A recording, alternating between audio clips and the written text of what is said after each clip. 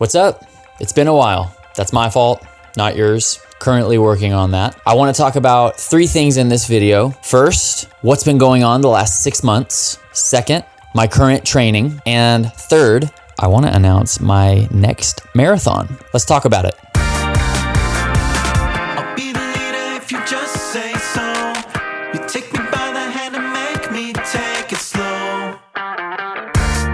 What's up, guys? Hope everything has been going well on your end. I know that my life for the last 6 months has been different than I expected, but nonetheless, here I am. No, I did not fall off the face of the earth, though on YouTube it might seem that way. I am trying to be better about posting online here. I'm working on that. I will get better, promise. I want to catch you guys up on how the last 6 months have been and just give you a little insight on where I've been, what's been taking my focus, all of those details. So for starters, after the PCB marathon, I was hoping to carry a lot of fitness into this year and compound on the gains that took place last year. 2024 was an incredible year for me running wise. Not only hitting my goal of 245 in the marathon, but just the growth that I felt as a runner was insane. Just a sweet year that I will forever cherish. So I'm looking to compound on that this year, and unfortunately, I think I rushed back into hard training too quickly after taking a little time off from running from the PCB marathon. And I don't really know fully what caused it. I think it was a culmination of a couple of things, but ultimately it ended up resulting in me picking up a foot injury. At first I thought I had turf toe, then I thought it was sesamoiditis. If you know, you know. Then after several months of trying to rehab it and get it back to full strength, nothing was working.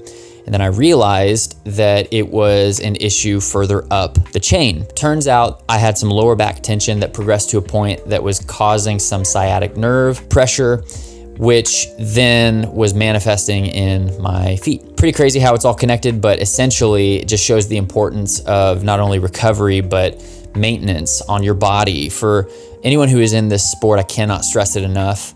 It is so important to do your stretch work. It's so important to do range of motion work. It can't be overlooked. I think maybe I got a little greedy coming back into training from taking some time off and running. I immediately jumped back up to 70 miles a week and was trying to just stay at that weekly mileage and carry it into a spring marathon. Well, it didn't really work out that way, and my body was just fighting me the entire time until I cracked down on the issue and figured out what was causing my foot pain. So I picked up that foot injury in February of this year, and I have been dealing with it for the last 3 months. It affected my weekly consistency in running, so my Strava graph looks like somebody with a Sharpie who's just going up and down on it. It looked pretty nuts, and that's not necessarily something that I like to live by. I don't think it's good to just live or die by how your Strava graph makes you feel. However, I do think it's really revealing and can give you some proper insight if you know how to handle it correctly. You want to look for consistency. You want to look for gradual and consistent change. If it's predictable, your body can predict it and is easier to adjust and adapt to the stimulus. But if you're constantly changing weekly mileage or intensity, then it can shock your body. And in this case, that's what happened to me. So dealing with the injury ended up giving me some time to focus on other things. I did start run coaching this year, was able to coach a few athletes here at the start of the year to running their first marathon and half marathons, a couple 5Ks in there as well. It was a great experience. Really, I have enjoyed doing that. And if you're interested in me coaching you, you can go to jasonsmith.com, fill out the form. I'll get in touch with you and we can see if we're a good fit for each other. Would love to help you out if that's something that you're looking for. But this spring was really characterized by coaching, and it allowed me to offload some of my weekly mileage so that I could put my body in a better position heading into the summer and ultimately later this year to put my best foot forward, pun intended, for my next marathon. Which leads me to the second point of today's video, my current training. So with the foot injury, I dealt with the foot injury from February all the way through the end of May. So it's been a while. Usually foot injuries take a long time to heal, again, pun intended, but I finally am at a spot where I feel healthy again. And it's been really encouraging. I've been maintaining my range of motion work and my static stretching, which has relieved a lot of the tension in my posterior chain. It's been great. I will continue to do that. I was hesitant to jump back into mileage too quickly. So I have been progressively building my weekly mileage from like 25 miles a week to 30 something a week, and then I'm taking my time. I know that in previous builds, 70 miles a week feels really great to me, and I feel like it's right at that line of pushing my fitness, leaving enough room to peak into either the higher 70s or maybe the mid 80s, but 70-ish miles a week really feels great. I feel like things click really well at that number for me personally. So I don't want to rush too quickly back up to that number. I want to allow my body to get back up to mileage at a progressive rate that doesn't stress it too much, so that I can have enough quality to put into my build and peak at the right time. So for the past 3 weeks, I have been roughly around 60 miles a week. That has felt really nice. I felt like I could push more, but I'm intentionally staying in that 60-ish per week range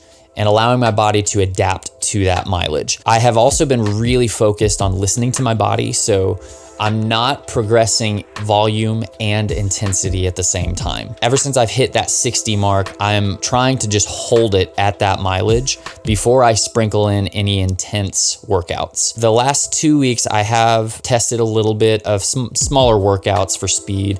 I did like a 6 by 1 minute 1 week, and then recently an 8 by 1 minute hard. And that's felt good. It's not felt too strenuous. And again, I'm just trying to be really intentional about the speed work that I'm doing right now, because I'm not actively in a build, but I'm trying to put in good summer miles so that I can have a really solid base heading into my next build. So currently what that looks like for me right now is running 6 days a week, Monday through Saturday. Here in Nashville, we're in the peak of summer. And so it's really hot temps and really humid outside, no matter what time of day that you're running in. But these summer miles truly do produce false miles, as they say. Big believer in that, saw huge benefits from that last year. So I'm really doubling down on that this year and trying to establish a very solid foundation into my next build, which leads me to the third point of today's video. What's my next marathon? The next marathon I'll be running is the Indy Monumental Marathon on November 8th, 2025. So excited about this. I wanted to run this marathon last year, but it ended up not working out. And so this year I'm gonna give it a go. It's gonna be a really awesome experience. I've heard some great reviews about this marathon, and it's not too far away from Nashville, so it shouldn't be too strenuous of a trip to get out there. Indy is known for being a really fast course, with it being so flat. And so I'm excited to see what I can do compounding on some of the things I learned last year and carrying them over into this year. In previous builds, I've always stuck to 18-week builds. And this last year when I was training for PCB, I felt like I may have peaked too early.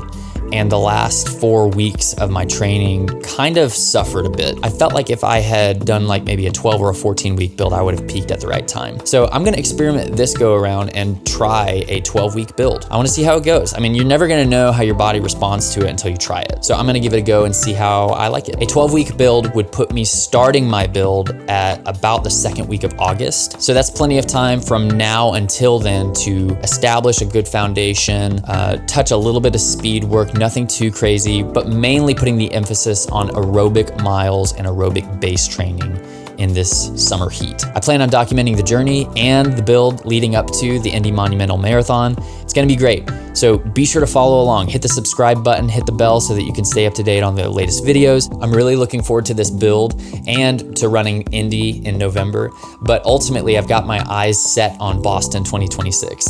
Having qualified for Boston back in December, I can't wait to not only go through all of the intricacies of submitting the application, doing that whole process, but essentially I want to run a good race come 2026. I want to be in the best position fitness-wise to run the race of my life at Boston. So this Indy Marathon is going to be an essential stepping stone in that process. And I want to document the journey along the way so that not only I can remember it, but hopefully it provides good insight for those of you who are training for a marathon right now and want to learn some of the intricacies that go into a build. I want this to be a resource for you as well. Marathon training is long and it's very boring sometimes, but ultimately it does produce some amazing results if you can do it the right way. And your community is so important in that process, which is where you guys come in. So I hope that you guys will follow me in this journey. I'm looking forward to posting more videos about this. And I definitely plan on doing an Indy Monumental series. Stay tuned for that. If you want to follow me on Strava, I'll leave a link in the description. Also, be sure to follow me on Instagram and TikTok. Excited to be injury-free. So pumped for the race coming up in November. Just trying to take it a day at a time. As a dad of 4, life can get kind of crazy. And so I want this channel to not only document my journey, but also to be a great resource for you. So I hope that you'll subscribe. My hope is that whatever I put out on this channel will not only inspire you, but hopefully convince you to try something new, to do something difficult, to go and run that race, to sign up for your first marathon. If we don't challenge ourselves, we'll never change. So that's it for this video. Time to lock in. We'll catch you on the next one. And as always, be uncommon, be you.